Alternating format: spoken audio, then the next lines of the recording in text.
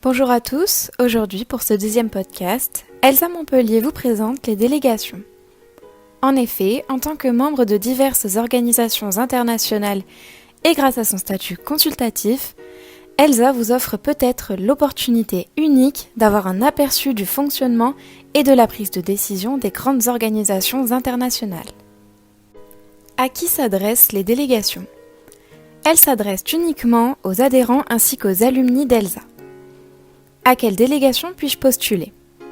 Parmi les délégations proposées par Elsa, vous trouverez le Haut-Commissaire des Nations Unies aux droits de l'homme, le Comité des droits des personnes handicapées, le Comité des droits économiques, sociaux et culturels, le Pacte international relatif aux droits civils et politiques, l'Organisation mondiale de la propriété intellectuelle, le Séminaire sur la propriété intellectuelle et les ressources génétiques, le département des affaires économiques et sociales, la Commission pour le développement social, la Commission économique pour l'Europe des Nations Unies, le Forum régional sur le développement durable pour la religion et la Commission des Nations Unies pour le droit commercial international.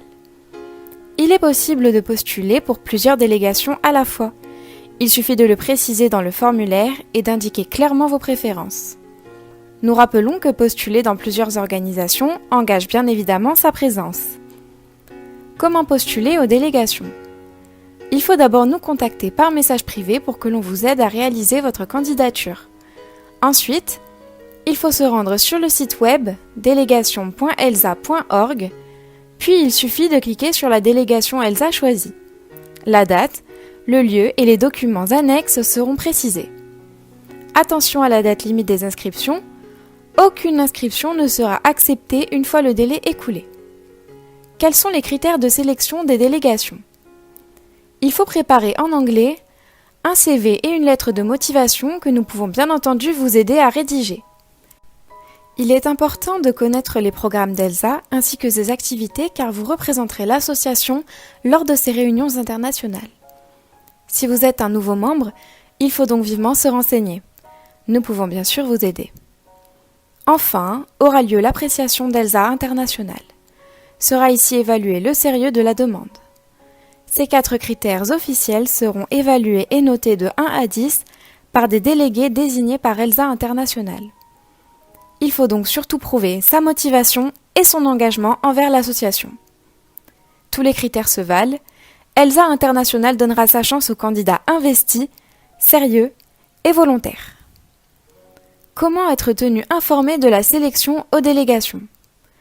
Une fois que la sélection sera faite, un email sera envoyé à tous les candidats, retenus ou non, mais seule la liste des délégués désignés sera disponible sur le site web d'Elsa. Que se passe-t-il si je suis désigné délégué ? La procédure est assez rapide. Les réponses seront données sous 1 à 2 semaines en moyenne après la date limite des candidatures. En revanche, il faut être certain de vouloir s'engager car une fois sélectionné, se rétracter revient à laisser une place vacante et donc à priver quelqu'un de l'opportunité de participer à une délégation. Nous tenons à ajouter qu'Elsa ne fournit aucun soutien financier, qu'il s'agisse de l'hébergement ou des frais de déplacement. Cependant, il convient de rappeler qu'en raison du Covid-19, certaines sessions peuvent avoir lieu en ligne. Pour toute question supplémentaire, je vous invite à envoyer un message à Elsa Montpellier sur Instagram, sur Facebook, sur LinkedIn et sur Twitter. Je vous remercie pour votre attention et vous dis à bientôt.